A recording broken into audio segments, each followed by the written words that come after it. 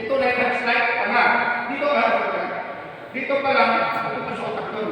Pag malakas yun, dito ka, diretso sa tuhod, kumbayan na tao. Iulit lang po. Okay, kami, ipo, tanggal ang ito niya. Merka, ito ang higit, bang, basag ang ilong niya. Ito, pinali. Ay, ano, yan. Lakasan natin. So, ibig sabihin, marami pala, no? Matindi. Oh, kaya ito pinakadulo dyan.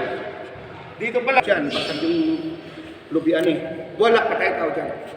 Ang dami mga parts ng tao na pwede mo upakan. Bagal ka lang. Halimbawa siya tala, kung patayin ka niya. Bagal siya lang suntok. Iwas oh, ito dito pa lang mo tamaan ng tao, wala na. Hindi na makatay na yan. Mamaga yung kanyang isutugos o windpipe. Tawag yan windpipe, ubul-ubul. Lakasan natin. Kahit kawawa yung 12 anak. Tama ba? So, ibig sabihin, kaya lang yung mga tambay, pag nagsutukan, namataka, isip ano sa sutukin. Bakit? Kasi gusto niya, pinabukasan, makita niya yung black eye mo. Trophy niya yun. Pero kung magaling ang tao, isang tusok lang yan, pagka yung tao,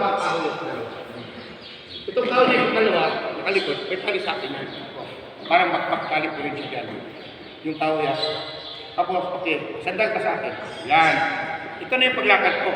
Yung dulo nito, kahoy din. Kung dala-dala ko siya parang bakpak. Hilahin ko yan, lalakad ako, hila ko siya. Hindi akong tumawid ng ilong. Okay, ewan ko kung mag-exam mo, wala. Sa exam ng, ano natin, yung GKA, General Knowledge Examination, merong pyramid of fire. Narinig nyo yun, pyramid. Ibig sabihin pyramid, tatlo. Kaya pyramid. Una dyan is yung heat. Ano yung heat? Yun yung kalayo, apoy.